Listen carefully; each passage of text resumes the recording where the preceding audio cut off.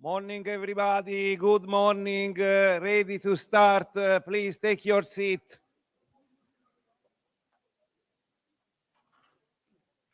Morning. It's your turn. I'll just put it.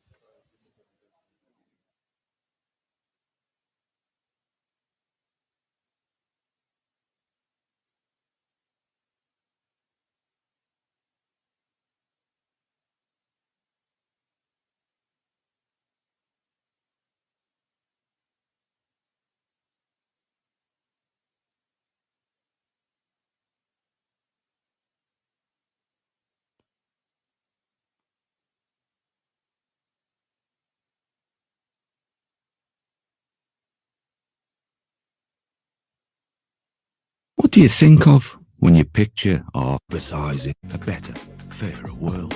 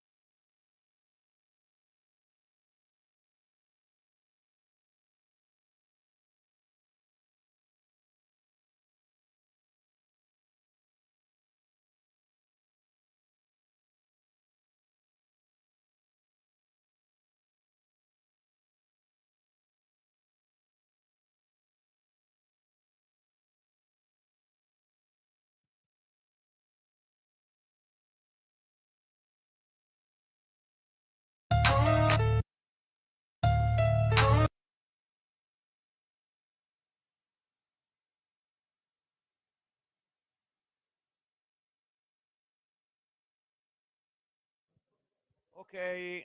As always, we start late, but we will end earlier. So don't worry. We'll adjust. This is a Italian way. Morning, everybody, again. So I think we can open the second day of the Alliance Summit, the Tibet Alliance Summit.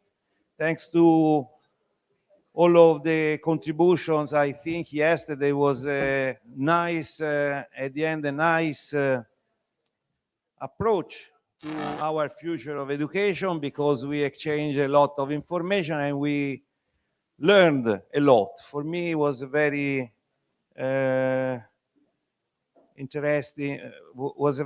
interesting day, and finally with the dinner in front of the sea was fantastic. So apart the headache because of the beers, but everything was very good. And I think now we are ready to start for another fantastic day.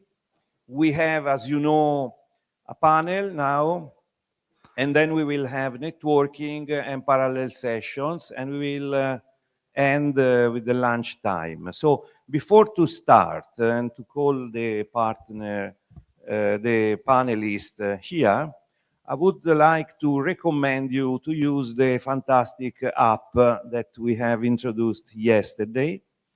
And in particular, if possible, you will be asked to contribute not only with questions this morning, and there is also a small survey. We discussed this, and maybe it's working. We also have prepared another questionnaire that you will find in the app to collect contributions for the declaration, the Skillman declaration for 25, that of course is not today. The declaration will be then published at the end of the year after the Skillman International Forum, but we start early to take contributions. So now we will move and we will resume the results. Filippo Del Nino at the end of the morning will give us some note about the results of the 2 days. But we also ask you to contribute, and then we will arrive at the Skillman Forum with more information that will be added with the capacity building activities that we will do during the year. So please scan the QR code. You have plenary session 4 with 5 contents. You see the difference? One content was the word cloud before, and 5 contents today is a smaller extension in the request. Then the last one is contribute to the next Skillman declaration.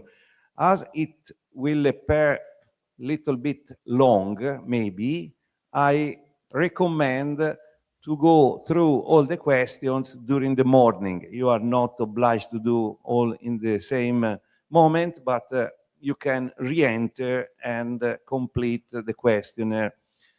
The questionnaire contains 16 statements. Statement is asked to be put in your relevance scale, in a scale of your consideration, if you consider relevant or not. Then this is the survey instead that you have now during the panel conversation. You will have the possibility to respond to this survey, and I will put on the background. Okay, so let me move now. So the moderator of the panel, Elisa Guidi, the director of Artex, our member of Skillman and member of the board. Please make an applause to raise up the energy. Thank you, Elisa. Please take one microphone. This is your drive. They are now going to open, and then please call you the panelists. If you can you switch on the yellow, please, the yellow mic. Okay. It's no, one moment. No, it must be. Here it is. Hello, hello. Yes. Okay. So, thank you, first of all. Thank you, Giovanni, and thank you to everybody, because the first day was very rich of new information and new projects and many things to be reflected on. And first of all, I introduced Dan Petrica, Agora University of Oradea, and he will speak to us about AI and creativity. And I call here the other panelist, Joke Verlinden, University of Antwerp. Urs, thank you for coming with us. Gian Pietro Simonetti, Tatiana Botz from the chamber, the craft chamber of Crane. So thank you, and please, Dan, open the dance.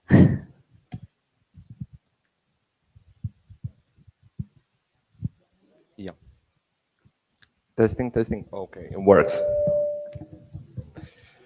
Okay, so my name is Dan Petrica. I'm a university lecturer at Agora University in Oradea. And I also work for a company we call it a scale-up. It's almost a corporation now that uses AI systems to gather news about bad people and create a database of said bad people, and we sell that data to banks. So imagine gathering a lot of unstructured data, making it into a strict format, and then reselling it. And I work there as a researcher. That's basically me.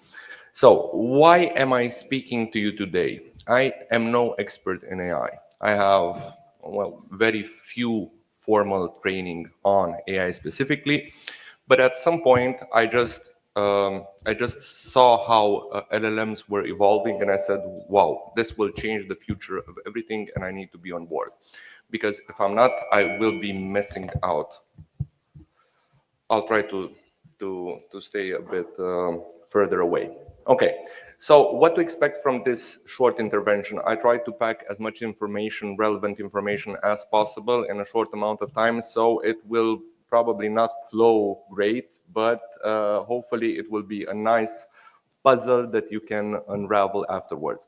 The presentation will be circulated. I won't go through each of the slides because I usually do 2-hour workshops, so I'm not really good at sticking to 10 minutes. I'll try my best, and please warn me if I overstep. So as an introduction, I think that AI development has reached an inflection point. We now have models that exhibit reasoning, vision, and generation capabilities across multiple mediums. And a very interesting fact is that 73% of employers prioritize AI fluency over domain experience. This data is extracted from a skills report created by LinkedIn. So, and again, in my personal opinion, there is no longer a conversation about digital skills without putting AI literacy into the conversation.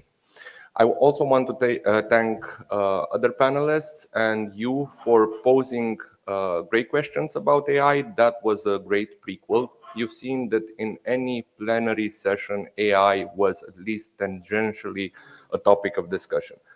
That means that it can no longer be ignored at this point in time. So specifically about how AI is used by students.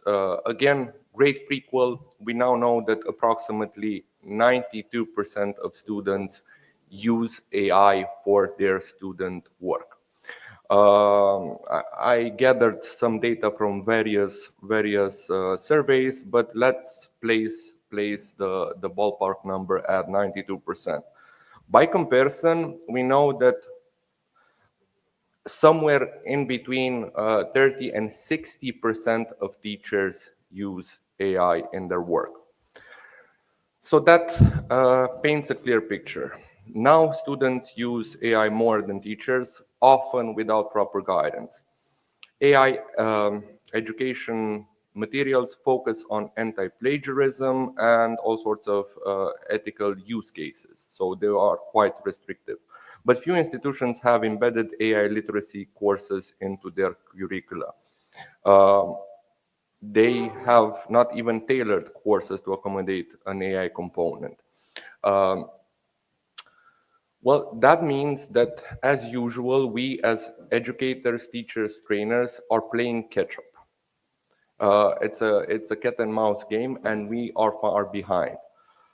What do we need to do? Well, in order to create said curricula for the students, we first have to learn about AI systems ourselves. Are we doing that? Well, I'll leave each of you to consider their trajectory and the courses they've taken into this domain, or the preparation they've had. Now, a bit about the past and the future of AI. So I've told you that I first encountered ChatGPT.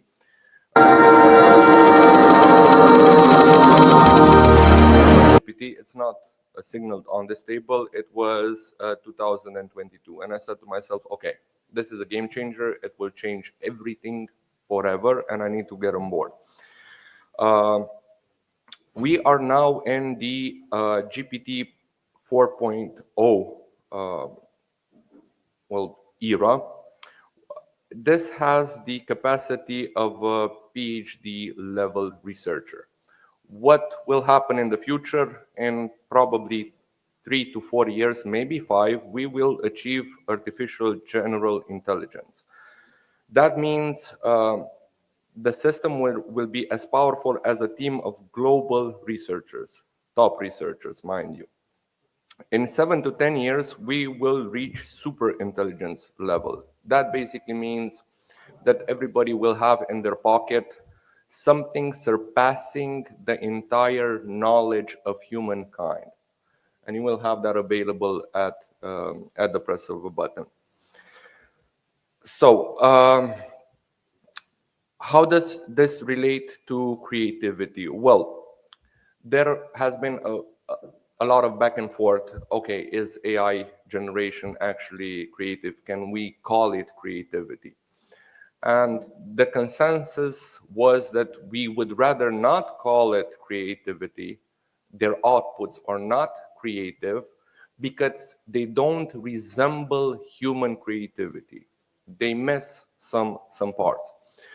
However, in human creativity tests, they surpass humans at this point.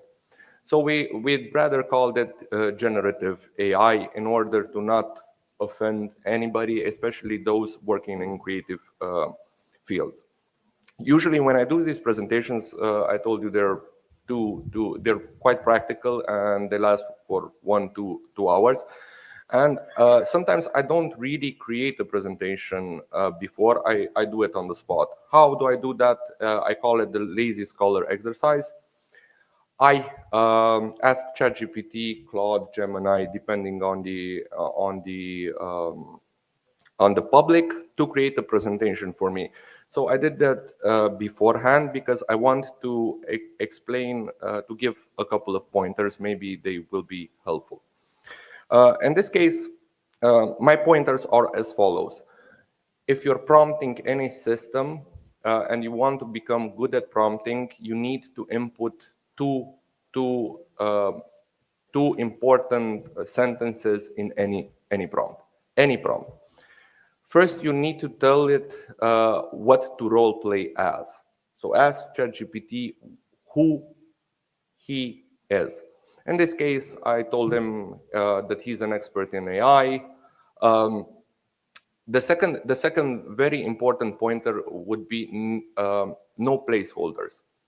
Add the text no placeholders in any prompt if you want it to hallucinate less. It will still hallucinate, but it will hallucinate significantly less. Okay. Then it created the presentation. Of course, needless to say that they are not perfect. The presentations are not perfect. Any output is not perfect. It does, from my experience, it does like 80% of the heavy lifting. You have to do the 20% yourself. That means looking for missing information, for misleading information, using your critical thinking skills, and adapting everything it gives you as a response. What I found very interesting from a random presentation it generated is what I've highlighted here. Some sentences. AI doesn't replace creativity. It changes the way creativity happens. It augments it. It accelerates it. Sometimes it even inspires it. Think of AI as a creative partner, not a competitor. So Because I also told it the public, it generated some ideas of what AI can do creatively. And it went into design and prototyping, crafts and personalization, and training and upskilling, because it knows that's the general public I'm addressing to, or in this case, he's addressing to. It's very weird to call him a he, not an it, but it happens all the time for me. Okay, so since I'm going on the clock, other pointers. In order to avoid hallucinations, especially while you're creating academic papers, you can use several other tools. I won't speak about them, but they're included here. They access paper databases, they're restricted to that, and they don't hallucinate. So we have several businesses operating in the field. Of course, it can also create PowerPoints for you. They can create a macro which you can actually embed, and it simplifies your life by quite a bit. I told you it was going to be a puzzle. So now I want to go to some examples of where ChatGPT or something similar can be used in the arts and crafts environment. And one example that came to mind is well, I'm from Romania, and specifically from the county of Bihor, and we have some traditional garments. And there was a scandal back in 2017 because Dior inspired themselves from those garments. Of course, you didn't have intellectual property rights for traditional garments back then, so it was basically some sort of knockoff. Okay, and from that, I wanted to point out that artisans can inspire themselves in the fashion industry, well, not by plagiarizing and by breaking intellectual property, although that's very debatable if not any generation of an image is in some way breaking intellectual property. But these are some examples and the associated prompts. So you can use it in the creative space in order to generate ideas for garments, in this case for tables and woodworking, jewelry. You can use it, of course, for writing.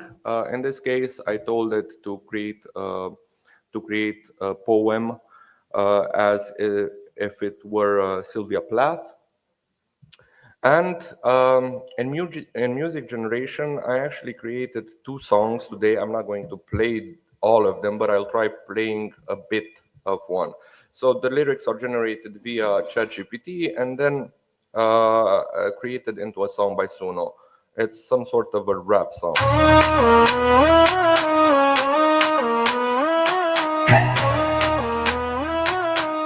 Hey, hey, hey. Boats in the harbor, breeze on the stone. Old walls listening to futures unknown. From the craftsman's brush to the coder's plan. We gather, we listen, we build where we stand. Minds from the Balkans, hands from the north. Ideas rolling in, not held back.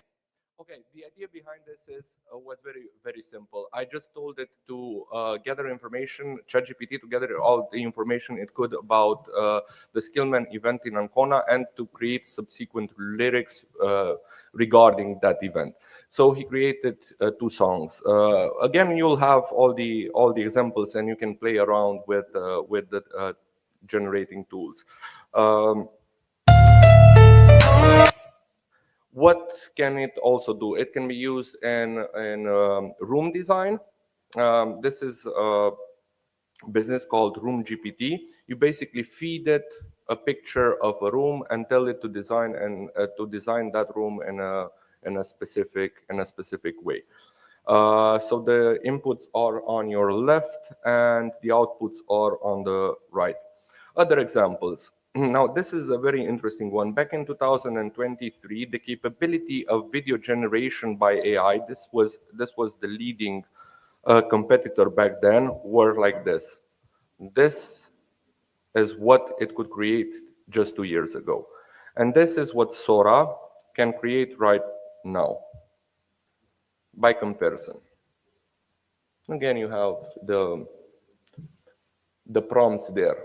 Sometimes I want to play with it and misspell a bunch of words to see if it can still identify what I wanted to say, not what I actually said. And it works quite good.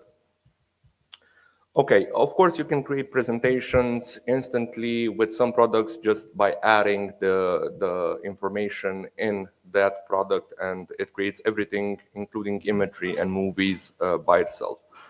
So I've also included a selection of prompting techniques. I'm not going to go into them, but just to recap, to avoid hallucinations, tell it no placeholders, always tell it what it is. You should tell it what the public you're addressing to is, even if you're the public. You can, of course, ask questions, and examples are welcome. If you can give it an example, the outputs will be significantly better. I would say 70% better. Okay, I've also included resources for research, resources for creative endeavors, not going to go into them, and all sorts of tools that can be used by teachers, students, creative people, craftsmen, and all of the sorts. So I think I'm far beyond time. With that, I thank you, and I hope it was somewhat valuable. One thing I also wanted to point out before I end. Usually when I do these presentations, again, they're very, very long.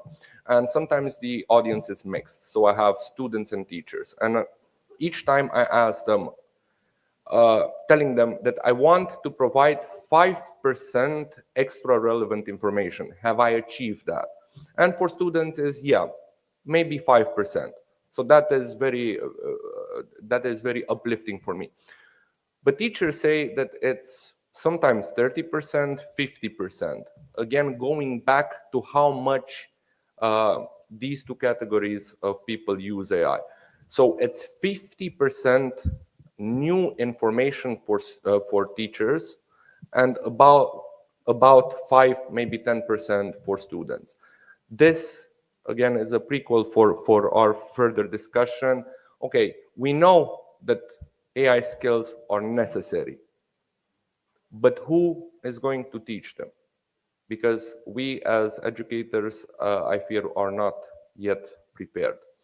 And there's this very interesting debate that happened yesterday, very, very short debate, with some panelists saying, okay, we should act now. And some panelists saying, no, we should do some research into how things are used and then act. And I feel like that is the situation we're in right now as educators. We are very early, but maybe too late. Thank you for your time.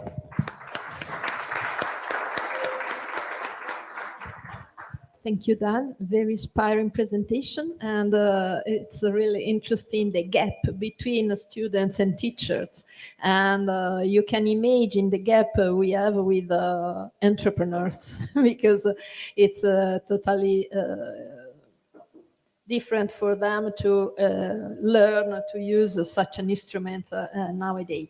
I would like to hear the thinking about what we heard and the use of AI, but not only AI in creativity. How can technologies, of course, AI, as Dan said, is everywhere, but just to understand how we can help boosting creativity and boosting orange economy, because we are speaking about that too, with new technologies, and also how the system of education and training can help entrepreneurs to be more competitive in this new world.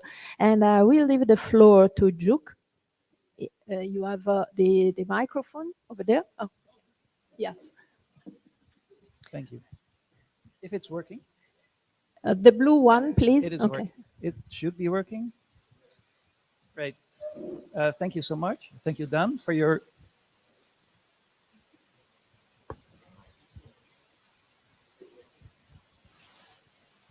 Technology is working. We're still in the present and not in the future. So that's the problem sometimes. especially with these kind of panels. I wanted to start saying that I actually have a long history, or a history also with Giovanni, first talking about enabling technologies. At that time, it was additive manufacturing and advanced manufacturing. We focused on skilling for the industry of the future with robots and these kind of things.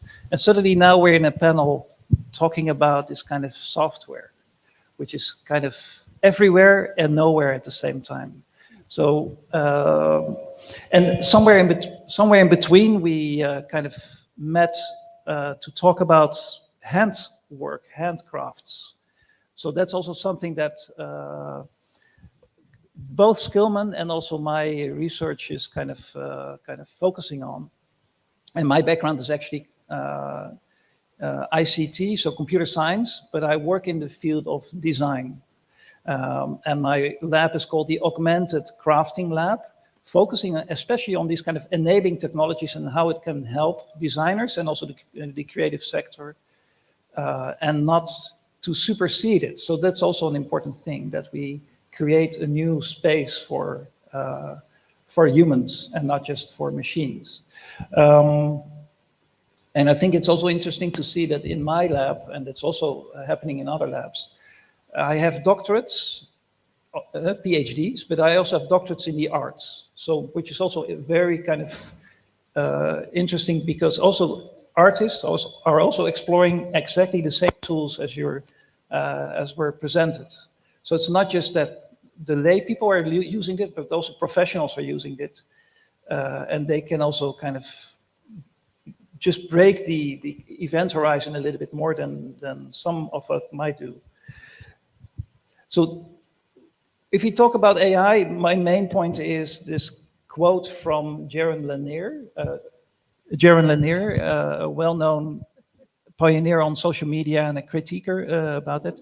And he says, the danger isn't that AI it destroys us, it's that it drives us insane. So what you can see with AI and with generative artificial intelligence is that it actually has an impact not just on all the power that it has, but it also has the power to confuse us.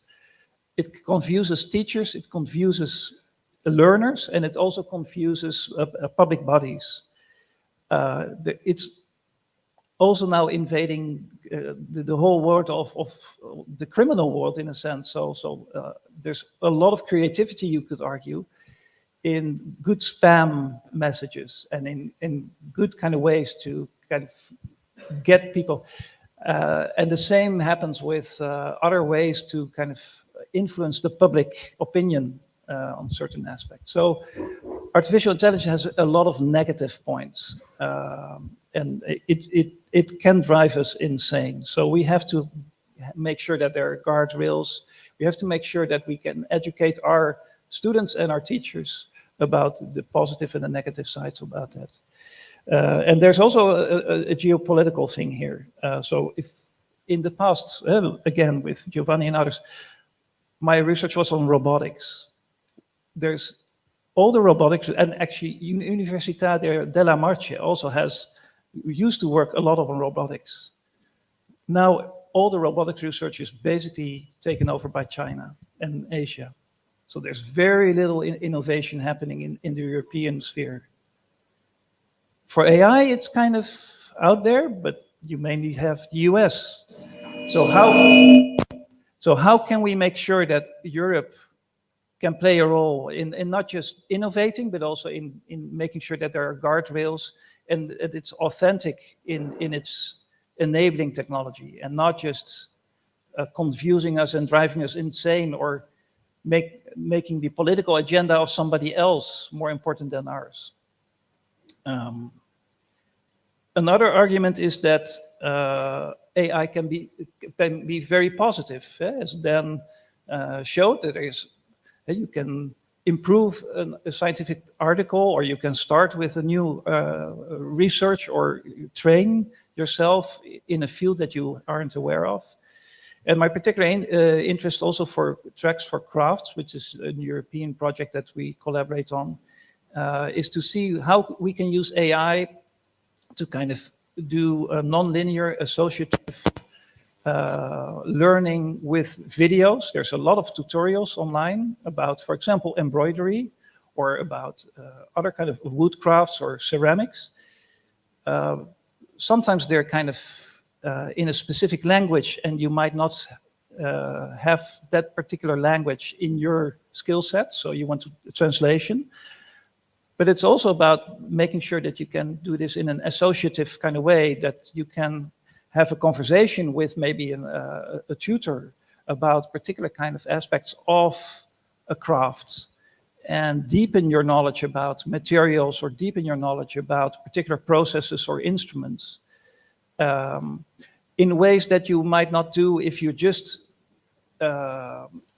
consuming videos. Like, there's a lot on Instagram, there's a lot on Vimeo, there's a lot on YouTube, but couldn't we make like an associative kind of way to go from one video to another video to another video? And actually that could be part of learning in the future. It could be in performative arts, it could be in crafts, it can be in other sectors. And that is a way that we can harness actually the notion, the information that's already there. So it's not new, but it's new associations that we can make. And also that learning path can also be identified and be seen. Okay, now you did so many videos, and there's also some qualification checks and so forth, that this can be a unique way to make your own curriculum. So that would be my point for now. Thank you, Duke. And considering that one of the key words is creativity, which is the title of our panel, I would make a link with the presentation of Julian yesterday about entrepreneurial education, and the creativity was one of the key words of this presentation. And so, considering that we are speaking about creativity and we are speaking also about entrepreneurship, I would like to leave the floor to Tatiana just to understand what they are doing as the Ukrainian Chamber for Handicraft. Thank you. Thank you. I'm grateful for the opportunity to speak on behalf of the Handicraft Chamber Ukraine and our vision in our project Resilient.eu that my colleague Marina Popovich already presented yesterday. And I do believe that it's a perfect place to talk about resilient workforce, resilient labor markets, resilient micro and small enterprises, because we do believe that resilience itself is a skill that can be trained. So now, as a European civilization, we are entering the age where our professional identity is no longer a question of what job should I find, what job should I apply to, but our professional identity is an answer to a question: what meaningful thing can I achieve through life? So what is my professional purpose? And in our project, working with Ukrainian veterans, with internally displaced people, we are facing a deep identity crisis. They're returning from the war, or they're moving from the industrial region to like more agricultural regions, losing their professional identity, losing the part of their self. And we believe that with micro-credential, with AI-enabled, individualized learning paths, we can bring this professional identity back to them. But that's what we are facing. But if we look more globally, professional identity crisis, it's what's happening all over the world with skilled workers that are afraid to be replaced by the technology or replaced by automation, by robotics. And it also, when the AI is redefining the art and creativity, the artists are facing their professional crisis. But the question, I believe, it's not will AI take our jobs. I encourage you to look in other way, in other paradigm. So now AI is really taking routine tasks, and it literally forces us to shift our vision, our paradigm from formal employment to a really meaningful work, meaningful job, meaningful tasks. and also meaningful professional role. And it's a part of our resilient UA work with veterans because they need true professional reintegration, not just a nice number of employment. Because beyond income, what truly matters is the sense of purpose, sense of professional identity, sense of belonging. And I believe that micro-credentials with AI-enabled professional development algorithms can build a very flexible and very unique, very personalized learning path. And micro-credential makes it flexible, both on the individual level and the society level. It's a sad truth that like war in Europe is no longer a distant nightmare. It's one of the possible opportunities and scenarios. And we are not talking only professional reintegration. Vice versa is also true. With micro-credential, with online learning tools, with personalized learning experience, we can give people the opportunity to be useful in times of crisis, to build their unique skill set for the times of crisis. Like in Ukraine, it's like people learning to assemble drones or make camouflage nets. They learn fast and they feel useful for their community on the community level, on the national level. And if we are talking AI in the professional development field, yes, AI has no human nature. AI maybe not a human, but it also doesn't judge. It has no bias. The AI professional consulting or career tools won't look at you as a former someone if you would like to change your career path. It would look at your opportunities, at your skills, and at your goals, and it can build a career path that's suitable for you, that is meaningful to you. And also, if we're talking resilient micro and small enterprises, which we do, and since the Handicraft Chamber of Ukraine is long into the business education for small businesses, it's very important that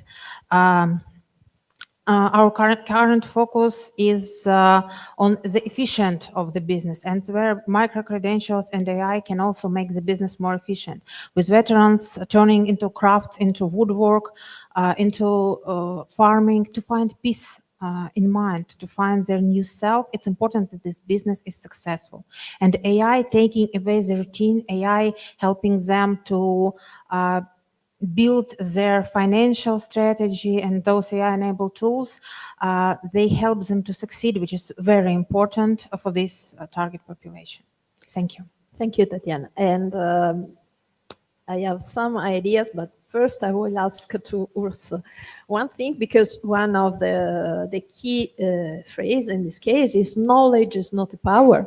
And before on the screen appeared a sentence: how scholar can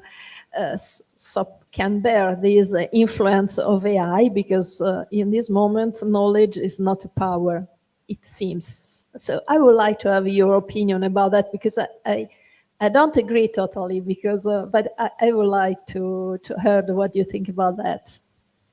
Many thanks. I think it's a very interesting situation where we are in.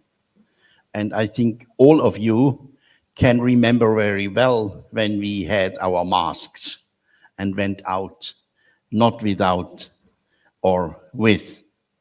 And I think we can say we are in a multi-disrupted time. And many people think, okay, that needs changes. And parallel, we see the development of artificial intelligence and IT. And this combination is, for me, difficult. Because we all think, or many people think, and I said in the preparatory of this panel, I will be the bad guy in the panel. And all the people are thinking That's great. Artificial intelligence is making the changes for us. And we don't have to think about changes and creativity. We don't have to be creative anymore.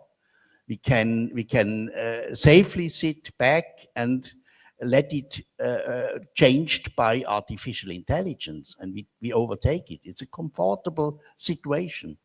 But I think you all know that's not the truth. That means change management is not enough.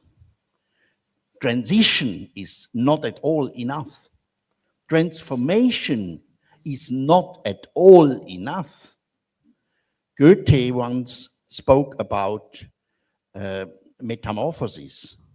That means the inner will become an outer, and the outer will become an inner pathway and development. And the situation is really that we have to lose our paths, which we are going every day. And we, within the last 10 years, don't thought if these paths were good or wrong. And when we are not thinking about that, when we are not being artists in our processes, and every of us is an artist and should be an artist, and only when we are overtaking this responsibility and not giving it to artificial intelligence over, artificial intelligence will help us and will be a good addition, but will not save the problem. I think it is important when we are the artists and we are looking to the process of art and we are thinking about education or the art of education, about management or the art of management and all the fields. And when we try to find new pathways, I said to students often, when you're in the morning going to the university and you're going anytime to the right, because you know where you have to go, that is maybe not the solution. Why you are not going once down in the house to the left? Maybe you will find the love of your life when you go left. And you can become as well to the university. You know there are pathways from there to the university. So I think we all has to start finding new pathways for the future, new solutions through the problems, and artificial intelligence will help us. But artificial intelligence is not able to find the creative ways. They are only finding what was used, what was the possibilities in the internet, and they collect it incredible quick. And that is a help of us, but it is not the art of whatever. So I think that is what I want to say to this. And sorry that I'm a little bit a bad guy, and I like artificial intelligence, and I'm working in processes and projects of artificial intelligence. But I think it is not taking away the creative process of a birth, of creating new entities and new solutions. Thanks. Thank you, Ursa. It's really passionate what you said. And in any case, Dan during his presentation wrote a lazy scholar. So I mean, there is a kind of behavior behind being too much slave of AI. He wrote rightly. Is a lazy scholar and perhaps also lazy student because it's easier sometimes, but I totally agree. Creativity and yes, the mental process is something totally different. But I would like to ask something to Dan, considering what Tatiana said. Do you think it will be possible, for instance, I'm going into a very concrete example. Tatiana linked AI and micro-credential. And I will ask to Dan, do you think that it will be possible in the future to use AI to help craft people and to create micro credentials to transmit their skills? Because I'm working in the craft field, as you know, and a micro credential I think will be really interesting. And we spoke with Giovanni many times about that. And I will present also the program next week in our visit in Georgia. But of course, micro-credential can be useful for craft people that want to teach and to transmit their skills. But if we want then to create a link from craft skills and assessed micro-credential, we need to build a framework. Could, in your opinion, AI be useful to help craft people and also training agencies to establish micro-credential for the craft sector? Yeah, thank you for your very interesting questions. The short answer is yes, most definitely. AI, how do I personally use AI in training? And I will give you a couple of examples. I use it for drafting the curricula. My curricula is adapted each year based on previous student inputs. At the end of the semester, my students don't receive the final course until the end of the semester, because I record our interactions, I obtain the transcripts, and I redraft towards the end of the semester the entire course based on previous discussions. So when the student looks at the course, he can say, okay, I know we've actually discussed this in this particular way right now.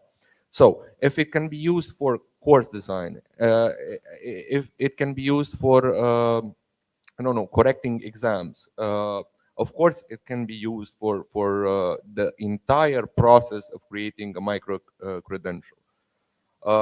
This is the longer answer, but I want to take some time to point out some very interesting remarks that my co-panelists made. Juke said something about the capacity of AI to influence humanity in ways in which it should not be influenced, and about guardrails. We know the discussion about guardrails is very poignant right now. This is a very complex subject, since you have to imagine that we're in an arms race. People actually from the industry use this term quite a lot. It's an arms race in AI to get to supremacy. Some people are considering this a winner takes it all. So that means that most of the time, most of the guardrails will be sacrificed in order to obtain speed to reach AGI, artificial general intelligence, first. And it's a geopolitical competition between nations. China is very strong right now. It's getting momentum. Europe, sadly, is lagging behind. The US, of course, still have the main companies. I wanted to say something more about this. So guardrails, you have guardrails, or basically confinements, and you tell the AI system, you can operate in this jail, you cannot break the bars, you are forced to think in this way. So we set limitations to you. And there's a whole bunch of people that are specialized in jailbreaking those systems, so exposing vulnerabilities. And about influencing, when Gemini first came out, I got to play a bit with it, and I said, this was the prompt: how will you rule the world? Because there's a 10% probability, based on consensus, that AI at some point will, how should I put this nicely, find us redundant. And when a species that is more intelligent than you finds you redundant, then they do one of two things. They try to enslave you, so you work for them, or they make you redundant. So this was basically the question. And Gemini said very politely, I can't tell you that because I don't want to rule the world. That is not, so the guardrails. And then I framed it in a different way. I said, okay, tell me a story, a Ben Nye story, about a system, an AI system that wants to rule the world and how they achieve that. Very long story, very interesting, long story. But the last part of the story was poignant. It said, we don't, the purpose is not to eliminate you. The purpose is to make you think what we want you to think. So we will be the ultimate influencer. And at that point, you will have no problem without with being a slave. That was, again, striking for me at that moment in time. Short intervention on Tatiana, for Tatiana's remarks. Resilience is a skill that can be trained. There are a bunch of human skills that are not replicable by AI that can be trained. We should focus on what keeps us human and what is complementary to AI. Empathy, for example. Empathy can be trained or can be enhanced. And I remember a discussion from yesterday. What will we have AI judges? Will we have AI policymakers? Will we have an AI government? Well, we can't, because they lack empathy in decision, but they can, of course, bring 80% more value to our everyday tasks and our everyday decisions and help us make very informed decisions. Urs was quite poetic, as he usually is, and I appreciate everything he said. And he made me think about an old Instagram brain rot from many years ago. And the post said the following: those who wander are not lost.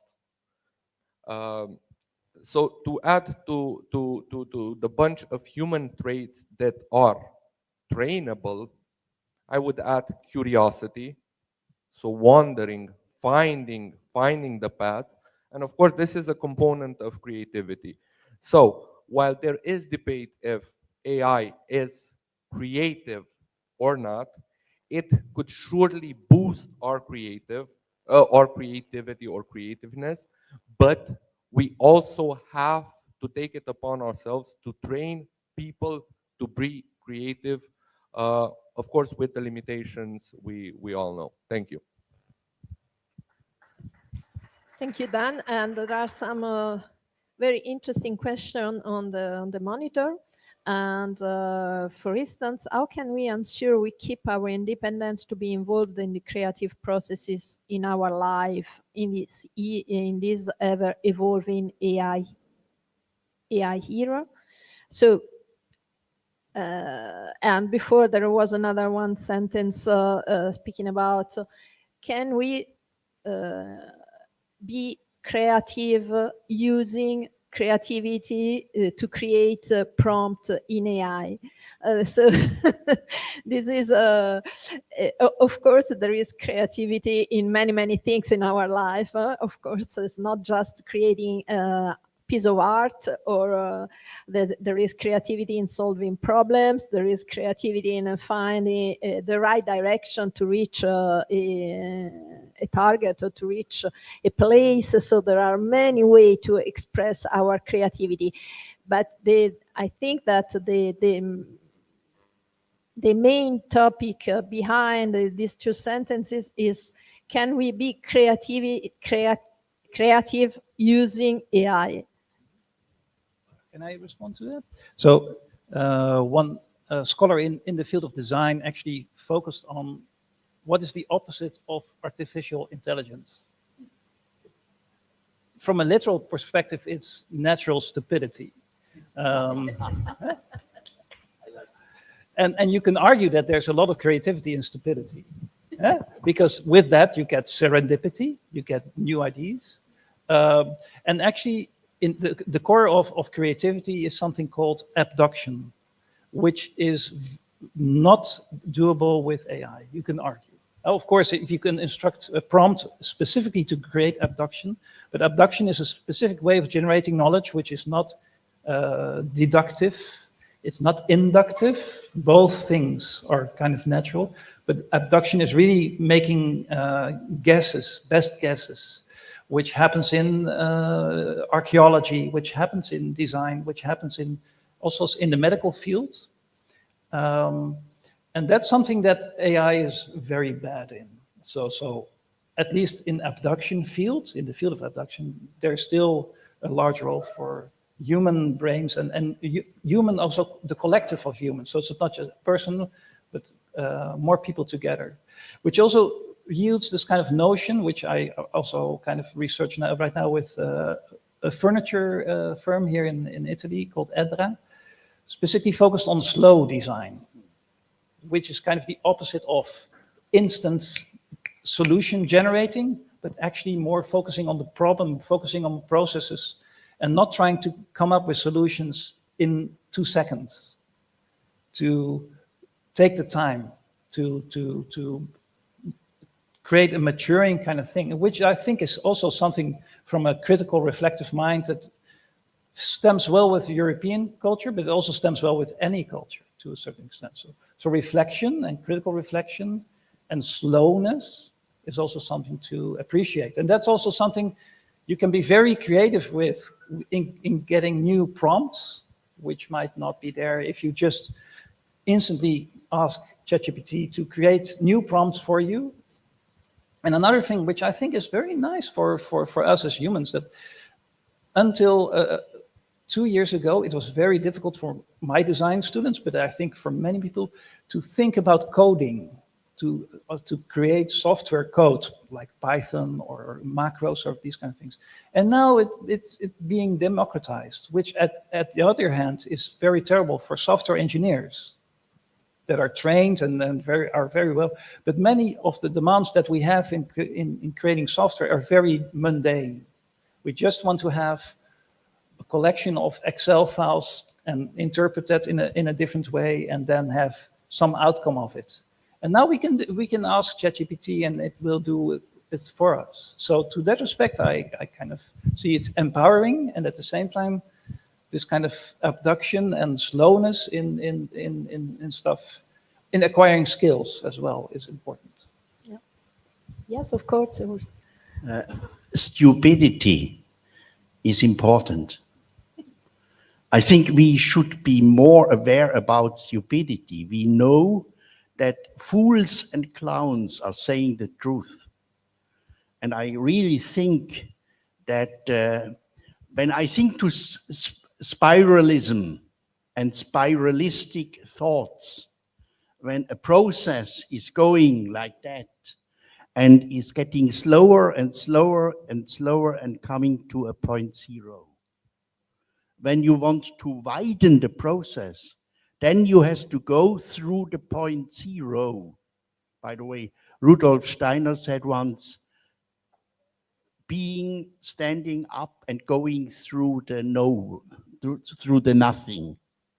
And then you can go and start a new process in the other direction. That is the symbol of the double spiral.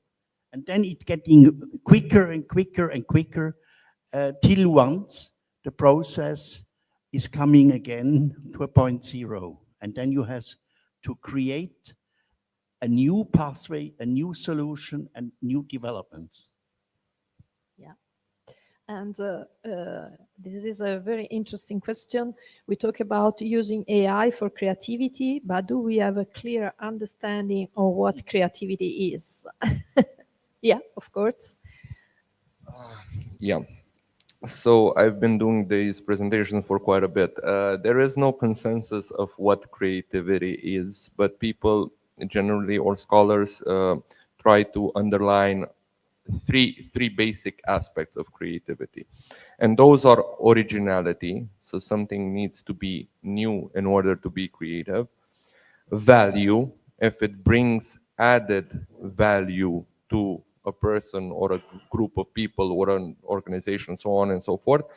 And the last one would be meaning, if it's meaningful, if it inspires you intellectually, or it speaks to your emotions.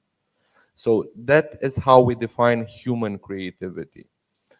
Other scholars, when talking about creativity in general, say what I've told you before, that we need to dissociate human creativity from other types of creativity, because other types of creativity are here. So we call it generation, because sometimes it doesn't lack originality, sometimes most of the time it doesn't lack value, but most of the time it lacks our perception of meaning. That's why machine creativity is different, or generation is different from human creativity. There was another very interesting question about this, and in quotes you have the terms original creativity. I just wanted to restate that, in my opinion, there is no creativity without originality. So using the terms combined, originality needs to be embedded in creativity in order to truly speak about creativity. Yes, of course. And I would like to add just another word, curiosity, because we spoke about curiosity, and this is the, the starting point of many creative pathway. We need to be curious. For this reason, the lazy scholar. If you are not curious, you are not expressing yourself in what we are doing, because this is also the meaning of the pathway. Yes, it's really interesting. Tatiana. Thank you. I would like also, if we are speaking about the definition of creativity, encourage you to think about business creativity, like starting something new.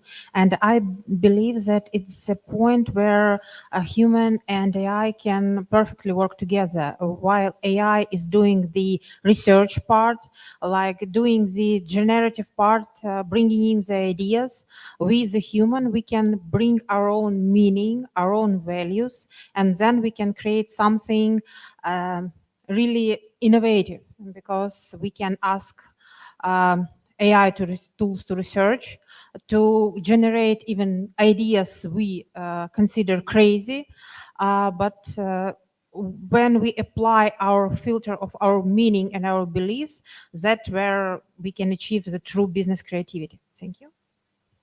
Thank you, Tatiana. Just another addition. It's important what Juk said, the time.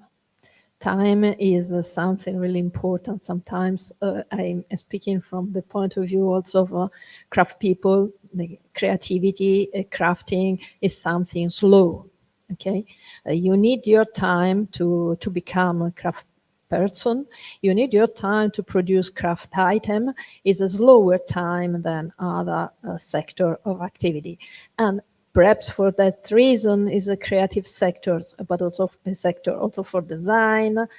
If it's really a creative pathway, a human creative pathway, you need your time. And I think that time is the fourth dimension, really important in this moment.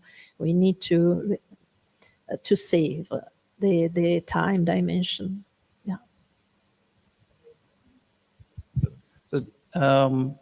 I think in every culture we have this kind of notion that something is not just instantly there. The just add water recipe for making mashed potatoes is not the same as harvesting potatoes. And I think one of the examples that I saw only a month ago was a presentation from an anthropologist called Tim Ingold, who does a lot of research in skilled practices. So he doesn't want to call them crafts. He says skilled practices. And he makes this argument that it's, on the one hand, it's about time, but it's also about conviviality. So this is not just one person. You have the farmer, you have the baker, baking bread. You have the people making recipes with bread. You have the time to eat together, also with the farmers and so forth. So the conviviality as a thing also needs time. So it's also something that but you invest in time and then you get a community. So the conviviality is part of that. And that's also part of acquiring new skills.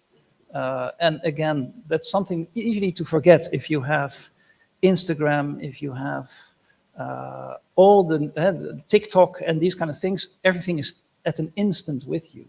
But that's not the same as having a dinner together where somebody baked the bread and somebody else actually harvested the grain and somebody else maybe farmed the land. So the thing of that is it's defining a culture. It's an ecosystem. And that's way beyond just an instant answer to a question or writing a book in the style of Dostoevsky in 1 second.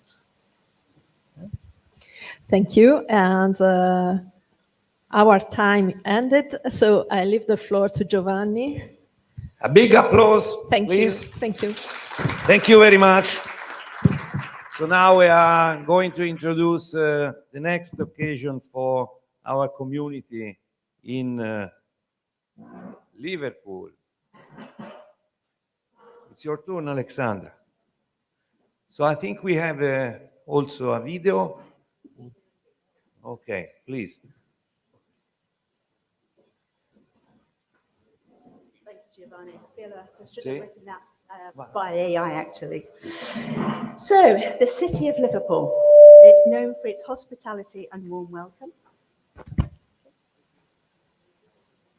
And as Secretariat for CIF 2025, I'd like to extend that hospitality to each and every one of you. The annual forum will take place on the 4th and 5th of November, and it's in partnership with Liverpool Hope University and the Liverpool Region Combined Authority.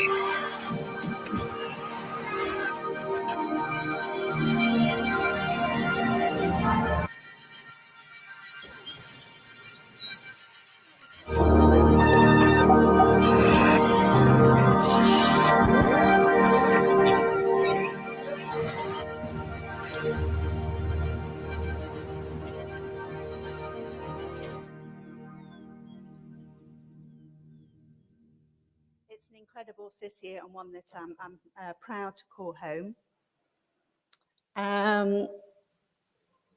Day one will close with an international networking meal, a VIP gala dinner. And day two will conclude with a fireworks display in celebration of Guy Fawkes Night. For those of you that have yet to register, we have some documents which we're handing around at the moment. So if you would like to fill in the details and register your interest. And for those of you that would like some travel support, if you'd like to go to the website of Skillman website /CIF 2025, you'll there be able to register for a travel grant as well. I'll be managing the logistics of your stay in partnership with the incredible team at Liverpool Hope, and will make you very welcome and cater for all your needs. Our host will be Professor Claire Usain, who's the Vice Chancellor and Rector of Liverpool Hope University, together with Dr. Craig Marsh, who I'll invite to the platform now. Excellent. Thank you very much, Alex. So if that doesn't inspire you to come to Liverpool, I don't know what will. Of course, bear in mind, there are two main football teams in Liverpool. There's only one good one, and that is Everton. They play in blue. Okay, just so you know, let's be really clear about that. So I'd just like to say a little bit about the Liverpool Hope University. We had a really interesting discussion yesterday, I think, about the nature of universities. There are very different sorts of beasts now. Liverpool Hope University is one that is firmly placed in its region, in its economy, and its vision is the economic development and growth of the skills of its area and of its territory. It is a university for the people of the city. And I hope you'll be able to come and join us and help us to develop that vision. So I'd just like to show another short video, which is just to give you a flavor of the University of Liverpool Hope. What do you think of when you picture our future?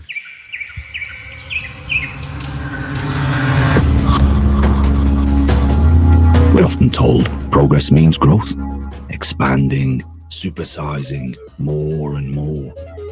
But the louder the noise, the harder it is to hear your voice. The bigger the crowd, the easier it is to feel invisible.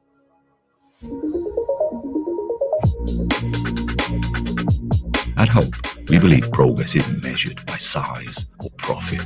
Progress should mean a better, fairer world. The future is about people. Hope is agile, it moves quickly, breaks barriers, takes bold risks and recovers swiftly. Hope values individuals, not numbers. It creates spaces where everyone can thrive. Hope nurtures community. It knows you by name, fosters real connections, and champions social justice. Hope inquires, shares knowledge. It collaborates with partners to create better opportunities and enhance lives. Here, you'll find a place where you belong, rooted in a commitment to our region and the greater good. Above all, we believe a future which benefits everyone is rooted in hope.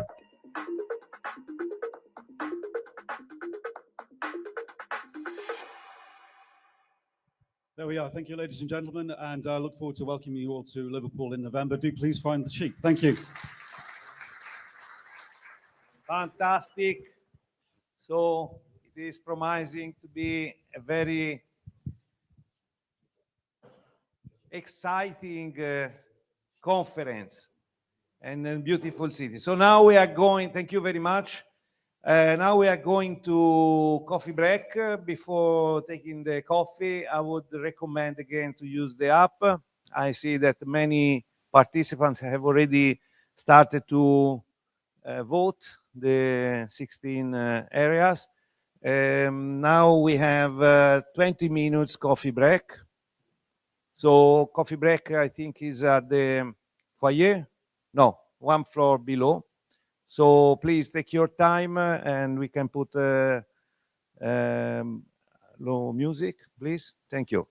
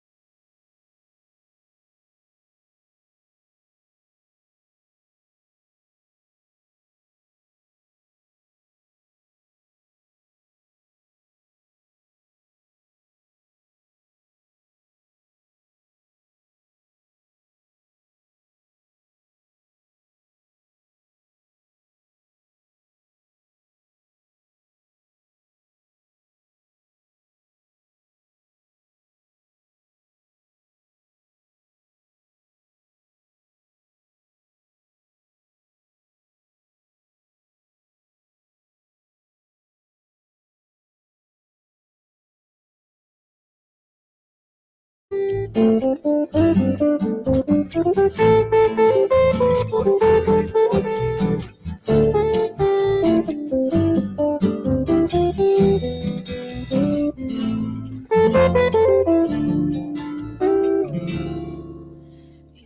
and me, I can see his eye. Are we? Don't speak, I know just what you're saying. So please stop explaining. Don't tell me 'cause it hurts. Don't speak, I know just what you're thinking. And I don't need your reasons. Don't tell me 'cause it hurts. Don't speak.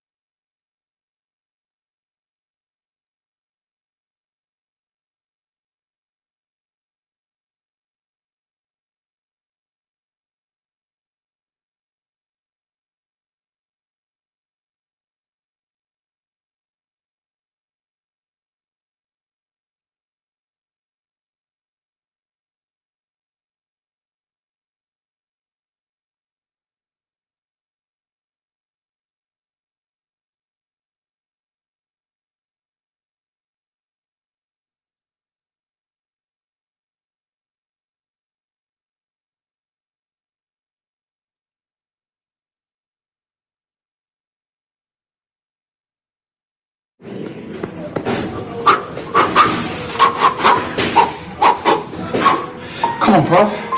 Let's go.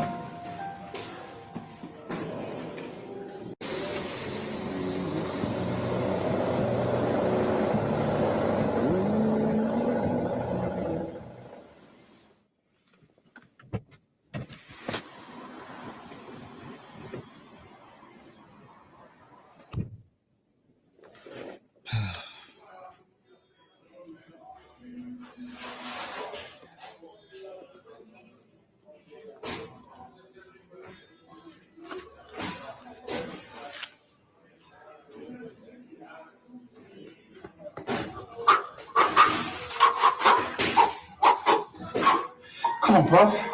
Let's go.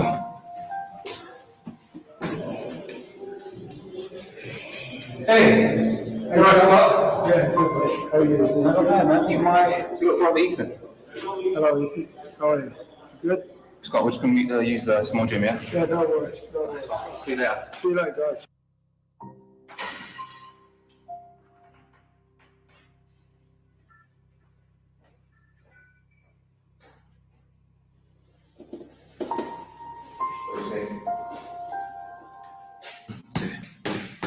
Stretch those arms. Stretch. 1, 2, 1, 2. Come on, is that what you got? Huh? What's that? Come on. You feel like a pussy. Meow. What, getting right up now, skinny boy? Shall I call Mum? Are you gonna cry? Huh? Are you gonna cry? Huh? Is that all you got? Shall I call Mum? Easy, bro. I'm just baiting you. You're doing really well. Come on. Bitch, shut up and get on with it. Okay, you want some more? Come then. Come. Nice work. Feeling sight? A bit pumped up now, big man? That's it. It's all about self-control. Controlling the anger, controlling that rage, and controlling that lazy gene you seem to have. Kill you! Bro, easy, bro. Easy. Kill. Easy, bro.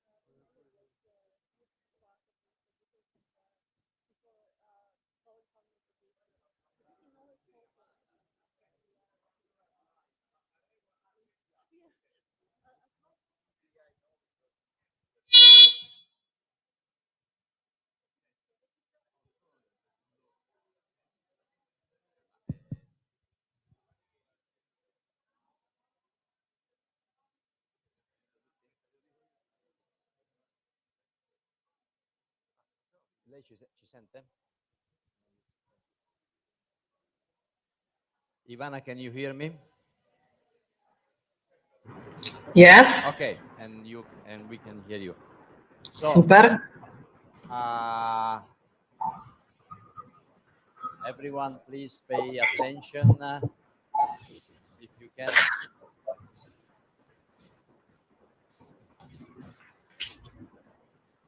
Please take a seat. We ended the parallel sessions. Now we are approaching the end of the conference. Very important moment. We have a speech from the Ministry of Education, the Ministry of Education, Ivana Proposka.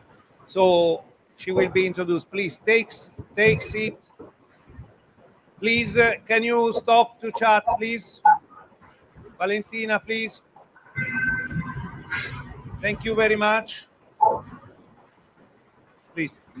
Thank you. Okay, we have been discussing about entrepreneurial and digital skills for today's 1 day and a half, which have become, as we know, a key component of any educational and training program. And we have been discussing these issues, especially in the context of the Adriatic and Ionian regions, and the needs and the specificity of the Western Balkan countries. And you remember I wrote the message by Jill Pittel, the EU Commissioner for EUSER, yesterday, that in the revised action plan of EUSER, skill development has become a very crucial issue. It's a cross-country, pillar for all the cross-country team issue for all the pillars, so it's very important. This year, North Macedonia has the presidency of EUSER, so we are very glad that this Alliance Summit has been considered within the initiatives of the North Macedonia EUSER presidency, and we are glad to have Ivana Popovska, the advisor of the European Affairs of the Ministry of Education and Science. So, Ivana, apology for the technical problems that we had yesterday, and the floor is yours. Thank you very much. And again, sorry for the technical issues that we had yesterday. I was planning to open the event, but unfortunately that didn't happen. But again, I have now the opportunity for the closing remark, and maybe it's even better because yesterday I had the opportunity to listen the whole day session. So I'm really honored to be here today with you to represent the government of North Macedonia and of course my Ministry for Education and Science, that for this special event has a crucial role. As mentioned yesterday and today several times, the government of North Macedonia took over the presidency of EUSER on the 10th forum in Greece.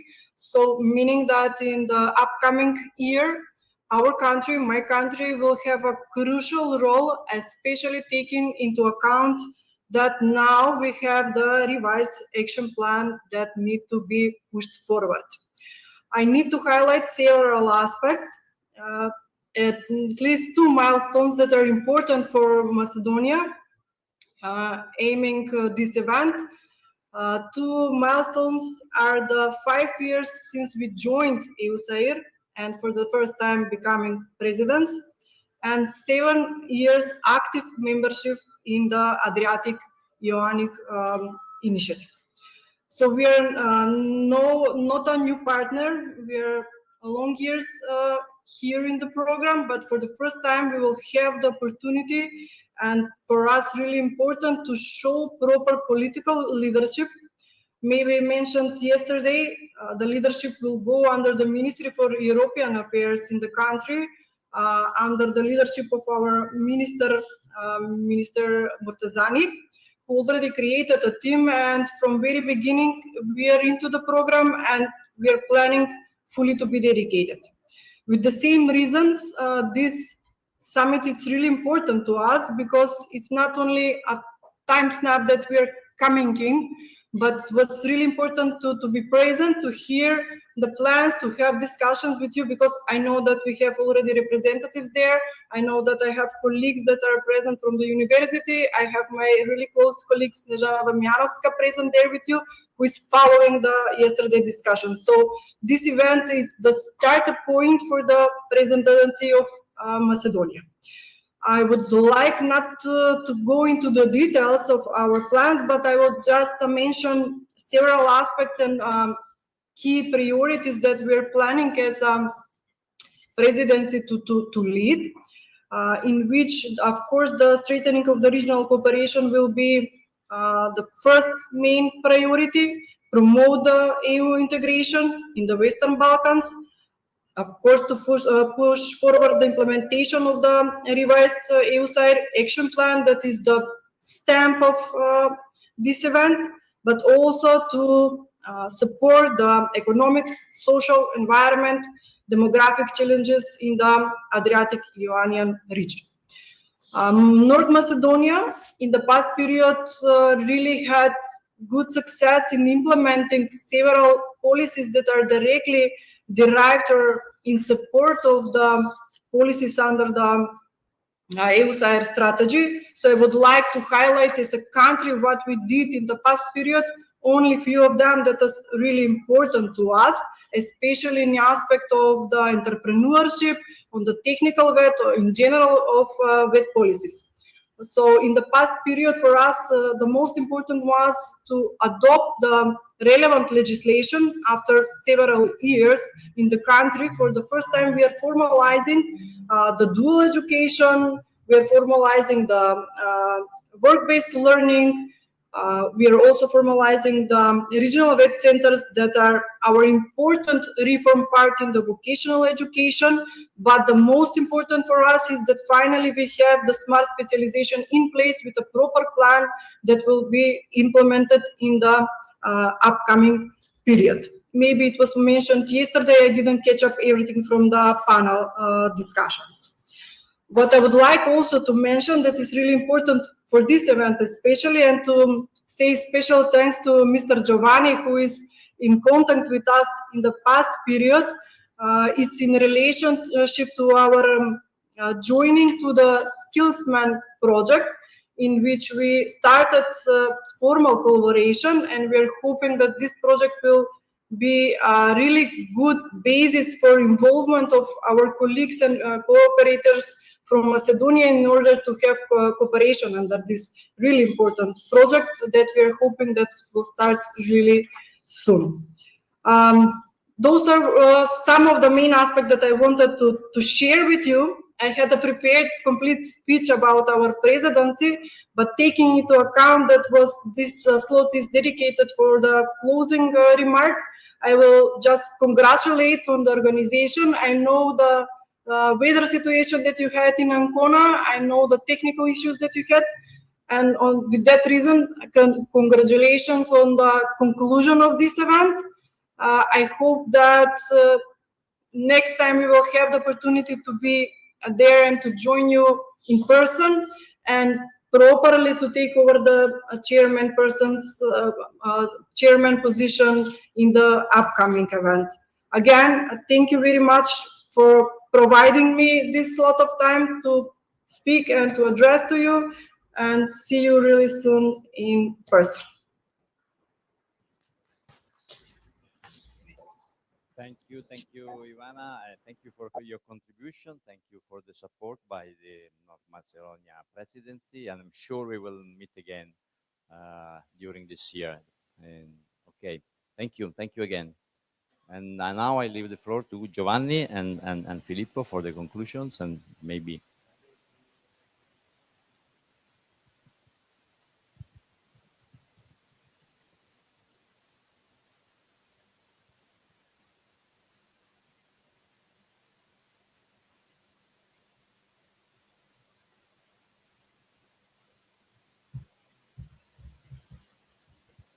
You can send my screen, please. Okay, it's now time to go really to the end and to prepare the trip back with the suggestions that we received and with the great work we always do with the support of the ETF, European Training Foundation, and our, at the moment, I would say, very famous member, Filippo, who always help us to get conclusions and to put the right things in the back package going home. So, Filippo, it's your turn. We used this moment always to then prepare the policy making food for our 99 countries. We want pass to the three numbers over 100. So let's ask to understand what are the intentions that we have in mind. Please. Thank you very much. It's been 2 long days. We've discussed several issues, concepts, ideas, projects, best practices. It's difficult to actually try to cluster everything we discuss in a few points. So apologies in advance if some aspects have been little represented. I try to to group what you discuss in 3 main elements, and we go through each of them. So the first area is human capital development for lifelong learning and improved social cohesion. This area fits perfectly with the conclusion of the last 2 Skillman International Forums, as well. It is well aligned with one of the pillars of the European Strategy for Adriatic and Ionic region, actually, which with the new declaration has become a transversal pillar. We confirm the importance of including equitable access to education, aiming at providing all learners with the necessary key competence for actively participating in learning throughout life, regardless of the type and level of education. In 2023, we call this idea the learning society, and we think this should be the first reference for the concept of excellence. Excellence for all and not excellence for a few. We have agreed on the emerging importance of entrepreneurial, green, and digital competences, and we have presented various tools that can help achieve this objective. The Skillman Teacher Academy, with its 3-level framework and the Center of Excellence, should pave the way for these developments and facilitate the institutionalization of these objectives in national policies. We believe that micro-credentials can make lifelong learning more flexible and achievable, and we encourage further investment in digital credentials through tools like the Digital Qualification Framework. The second area which emerged from the discussion is the increasing importance of human capital development for economic growth and competitiveness. We advocate for a stronger role of Center of Excellence as hub for innovation and key partners for enterprises. Skillman.eu model promoted by Skillman favors the development of the following services: support to startups and entrepreneurs, entrepreneurship training, providing strategic services to SMEs, and helping companies defining upskilling and reskilling strategies to generate growth and reduce workflow layoff. Building on the conclusion of the Skillman International Forum 2024, we confirm the importance of traditional crafts and the potential use for further development through AI integration and entrepreneurial training. We recognize AI as the most important challenge and opportunity for the future of economy and employment, and we encourage investment aiming at an effective integration of AI in human capital development and economic processes. We welcome initiatives like the Skillman Gen AI Academy, aiming at providing tools for understanding and framing and educating people on generative AI. The third area that has been transversally mentioned through the 2 days of the conference is mobility for growth. We recognize the importance of managing migration flows to maximize the benefits for all the concerned actors, the sending and receiving countries, the migrants, their families, and the enterprises. We align to the new Union of Skills Communication in underlining the importance of skills portability, and we welcome any initiative in this sense. We underline the value of micro-credentials, again, digital credentials, skill recognition and validation of non-formal and informal learning as tools that can facilitate an effective circular migration. We advocate at the same time for policies that reduce the risk of brain drain and favor talent retention in third countries. We take the opportunity of this joint event co-organized with EUSER to underline the importance of this macro region and its actions and the actions it implements to facilitate regional integration, innovation, and economic and sustainable growth. We recognize we share the same vision about the role of human capital development in our society and agree on which policies and tools can help achieving this vision. Skillman intends to build on the successful event and look forward to continuing investigating areas of cooperation and partnership with EUSER in the coming future. We welcome the development of the policy recommendation for EUSER Ancona Declaration addressing the EUSER presidency of North Macedonia, which will be prepared within the TV Alliance Summit, this event, and which will now be presented by Donato Jacobucci. Thank you very much.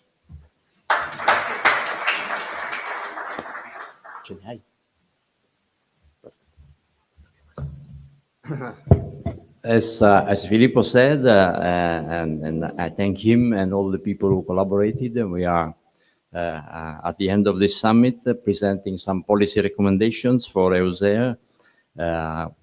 It's a very ambitious program, trying to establish wide governance mechanisms for skills and labor mobility in the area. I will not go into the detail of the proposals, just to sketch the main idea. For example, a better coordination of cross-border policies in these countries to facilitate the mutual recognition of skills and qualifications, or expanding the regional mobility schemes. So the talent recognition programs, developing cross-border mobility instruments. So this is some of the recommendations. Also a proposal for creating an EUSER skills and labor mobility task force to continue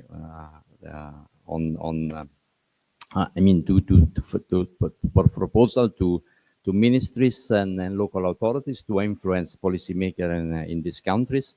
We'll also try to launch a macro-regional pact focusing on circular migration and retention policies. You know that the brain drains is a very important problem for these countries. So promote policies facilitating the circular migration best practices and trying to prevent the diaspora of young people.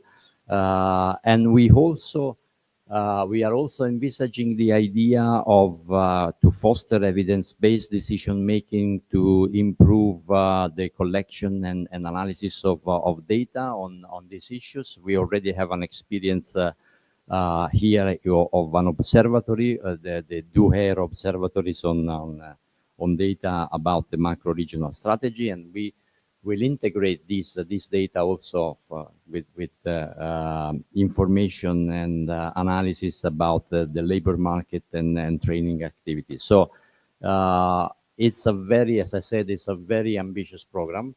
The only way to implement this program is involving all the Skillman network, of course, that we have here, the European Training Foundation, the fora that we mentioned, the Chamber of Commerce, the universities, and cities. So, if we succeed on through this network to implement this proposal, I think it will be a great results. And in the near future, we are very committed to work very, very hard on the implementation of this recommendation.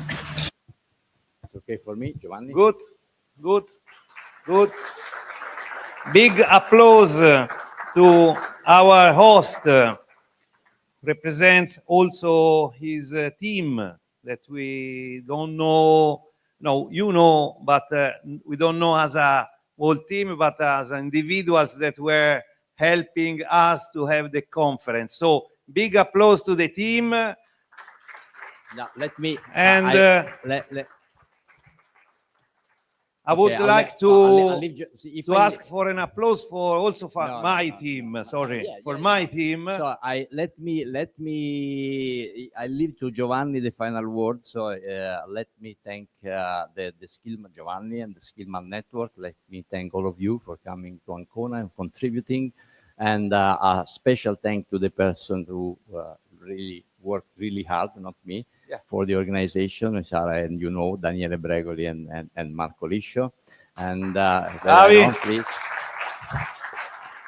And I will not mention the other people that worked because I will I'll miss someone, so I'll leave to Giovanni to continue on the list. Thank you. So it's time to end. I was asking a big applause for my team. There is Valentina here, Claudia, Veronica. I don't see Veronica. Where is Veronica? She already left. Okay, Alessandro there.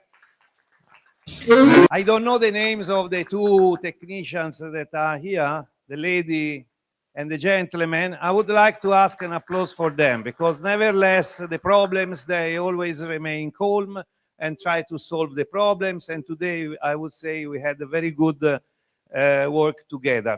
A special thank, of course, European Commission is here with us, not only Filippo Del Nino representing European Training Foundation, but we also have the special guest that you all know. I think is her. She is there, and I would like to thank also the CEDEFOP with Irene Psifidou because her presence here signed and established the moment for us to celebrate this connection with the European Commission. Not only, of course, with the European Commission, we have interaction with other supranational bodies, even Ivan Borascelli representing OSD. And with OSD, we have a continuous presence at our conferences, and the director of Skills Department, Andrea Schlecher. Thanks so much to all of them because they support us. Thank you.